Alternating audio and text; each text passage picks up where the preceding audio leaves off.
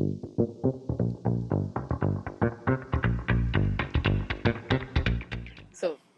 endodontic microsurgery will be the theme of the next episodes because the topic is huge. Ladies and gentlemen, welcome to the ninth episode of Endocast. As always, hosted by Ahmed Shauki. Hi, Ahmed. Hi, Francesca, and by Francesca Cerutti. Last time we spoke about the indication and contraindication of the apical microsurgery. This time we are examining what comes before the intervention, and we still have as a guest Dr. Ibrahim El Naggar. Hi, Ibrahim. Yeah, thank you for being with us for the second time. And today we will ask you to help us in preparing the patient and the setup, everything before going directly into the apical microsurgery. Hi, Dr. Ahmed, and hi, Francesca, and thank you for having me. Yes, today we are focusing on the steps that come before the microsurgery because we need to have like a deep understanding of how to communicate with the patient before the surgery and what to prepare in order to have a smooth and ergonomic workflow. I like this idea because we don't have to forget that the communication with the patient is as important as a good quality therapy. Yeah, I agree. And Ibrahim, we want you to explain to us how do you communicate with the patient? How do you explain to the patient the procedures? How the microsurgery will be like? Because a lot of patients ask and are afraid of going into a surgical procedure for just endodontic treatment. So, what do you do in your practice usually?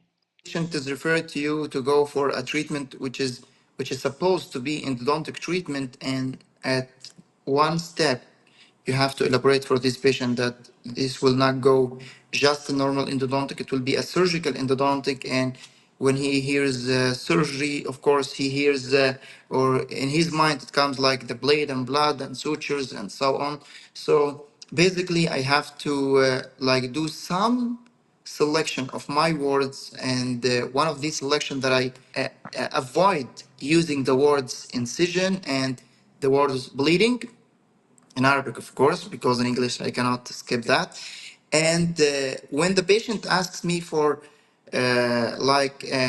elaboration in images, I don't show him one of my real surgeries, and I go for just like diagrams from the book, a soft copies or a soft image that doesn't affect anything about him, because when you know that the patient, when he is nervous, this can affect the surgery itself by increasing the blood pressure and stress during the surgery, and this is very, very bad in controlling the bleeding. Many times we listen to a series of questions that the patient wants to be answered, and I think that we have to be as clear as possible because we want to be sure that they give us an informed consent for the intervention. So, what do you think about this, Ibra? Um, Sometimes we give them, like, yes, an informed consent, but actually I don't rely on it many times because sometimes I do it for dentists itself. So in this situation, I don't need an official consent, but we can elaborate for the patient. With a normal patient, of course, sometimes we need consent, and they get a lot of question about the surgery. Like one of them is, what is the endodontic microsurgery itself?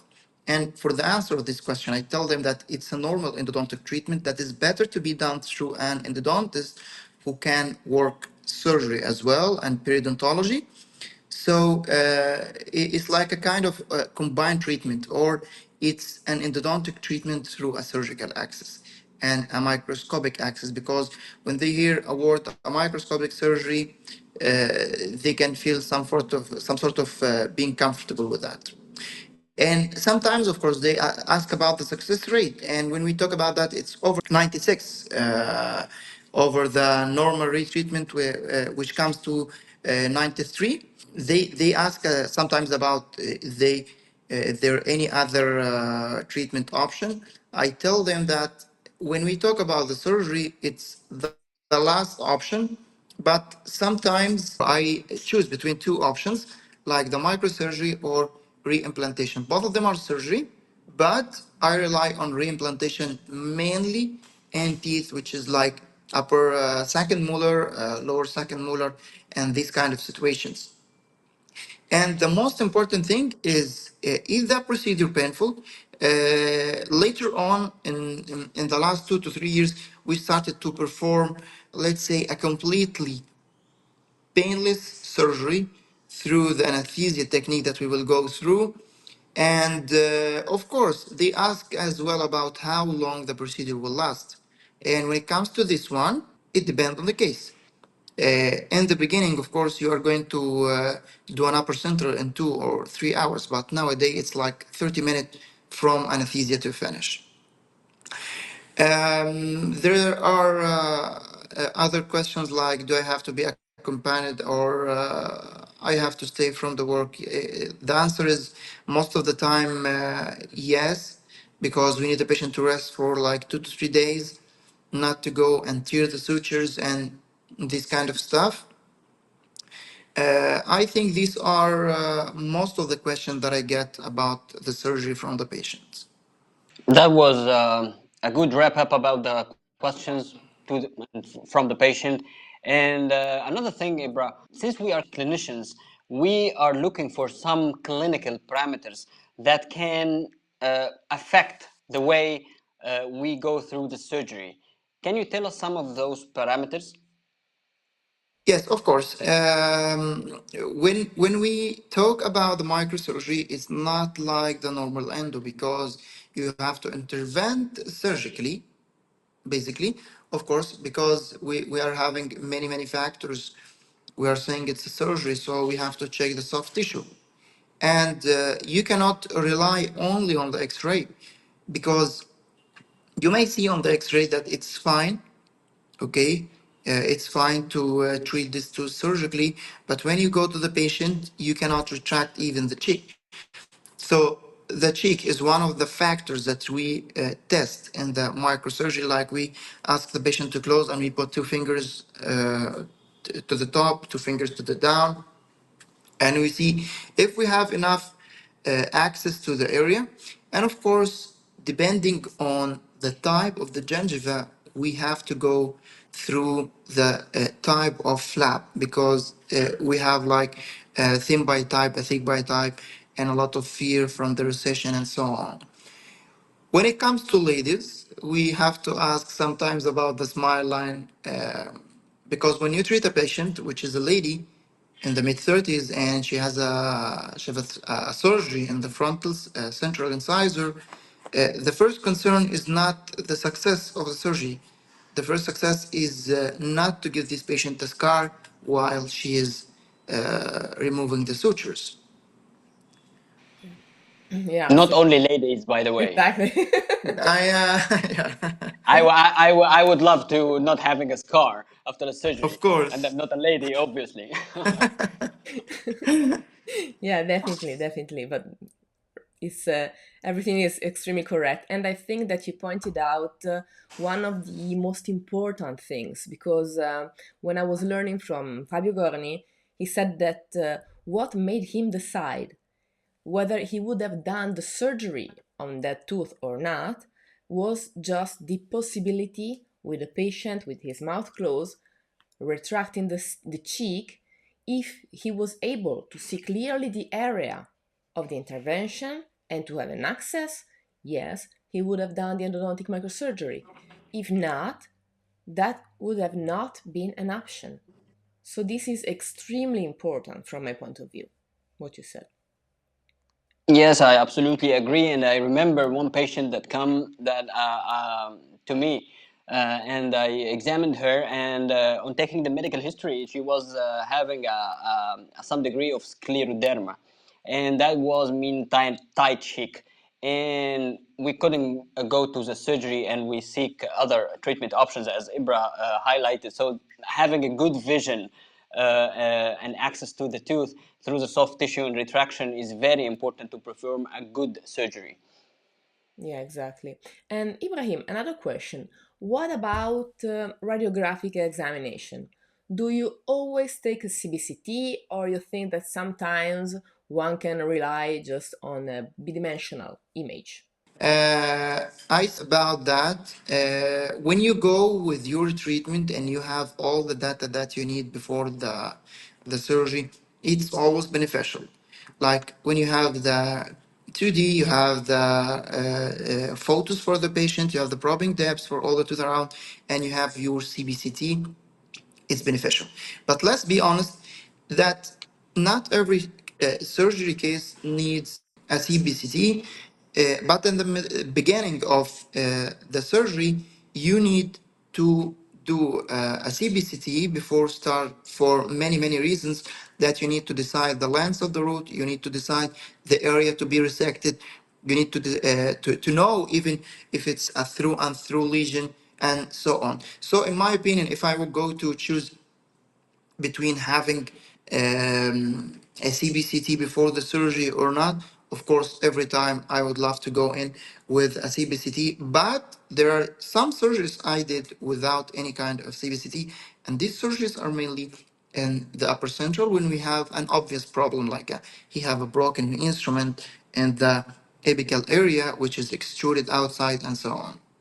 But when it comes to the central incisor, of course, and we have a through and through lesion, we have to go with the GBR and GTR and so on.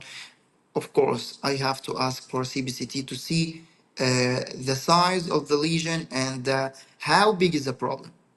But it's for me like 70% and 30%, 70% with the CBCT and 30% without any kind of CBCT.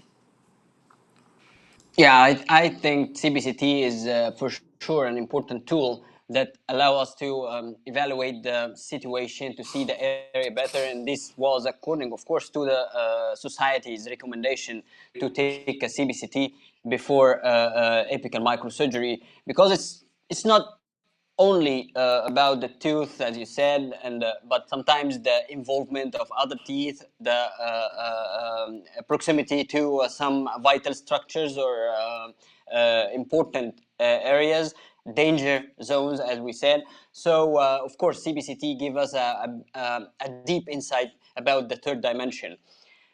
But do you think that it can help us also in some other areas rather than evaluation? Of course. Let's say there are some surgeries that are considered dangerous surgeries, like the one when you do it on the mental foramen, and this is very very common in the area of lower first and second premolar. Okay, you have a close proximity for the nerve, and as well for the mandibular second molar. Sometimes you have the nerve is very very close, and you have to decide. If you are going to do it surgical or you are going to extract the tooth and do the reimplantation. As well, when we talk about the maxillary sinus, like in some cases, I have to treat the patient that have a filling inside the sinus or is going through the sinus.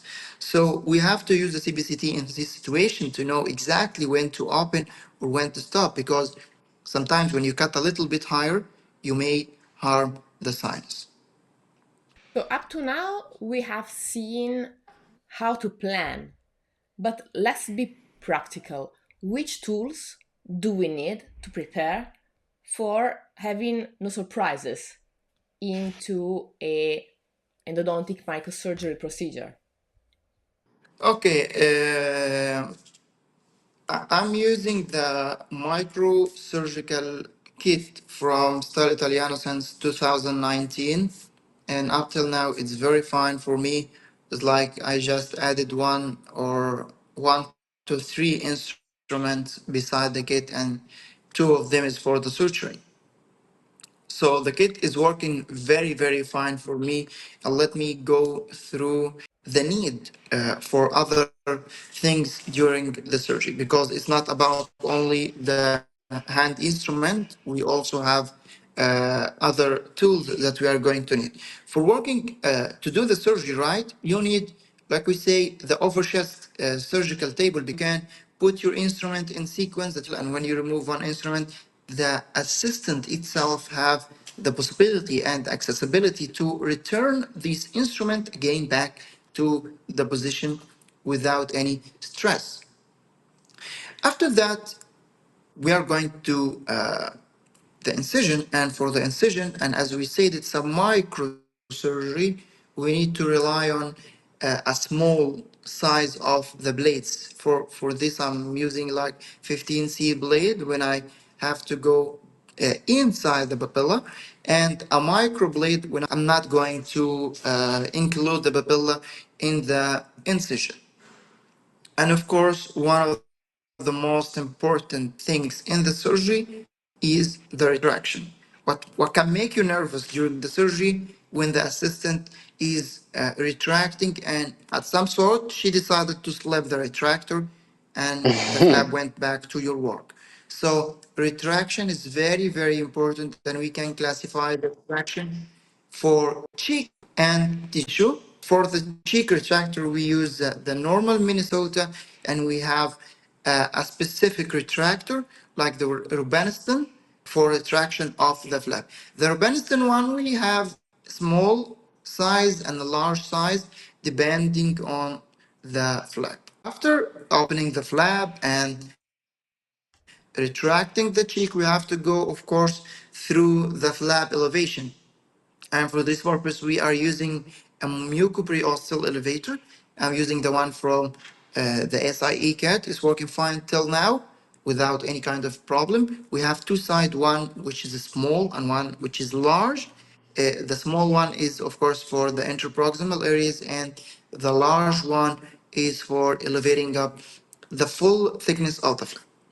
When we talk about that, it's not beneficial to use the 40. I prefer to use a surgical handpiece. I'm using the one from W&H because it's almost designed for the surgical procedure. You now open the osteotomy. About curette, we have to use something which is sided because you need one side to cut in and one side to cut out. And sometimes you the cysts out from the bone. Then now we have to figure out the anatomy inside by using a methylene blue. Of course, it doesn't come in the powder format. It comes in the liquid. You just use like one syringe for a lifetime use. You just take one drop for the whole procedure. Now we have to go for the device, which is the ultrasonic in this case. Depending on different uses of the ultrasonics, I have figured out that the one which is, let's say it's expensive ultrasonic, can give you more stable movement or more stable cutting during the surgery. Unlike the cheap ultrasonics, it can unfortunately damage the root due to unstable movement of the tip during the surgery, and of course, breakage of the surgical tip itself many, many times. When we talk about surgical tip, we are going to talk about a kit which is designed specifically for the microsurgery that we use the whole kit. We open the whole kit during the procedure. We use whatever we want, and after that, we pack it again for the sterilization. Now we have to have a clear vision for the apical part of the root, and for this purpose, of course, we are using the micro mirrors to have a clear view, and we have two options of them, the round one and the elongated one or the rectangular one. For most of the time, if I'm going to use just one mirror, I'm going to use the rectangular one because the round one, sometimes it doesn't go all the way inside.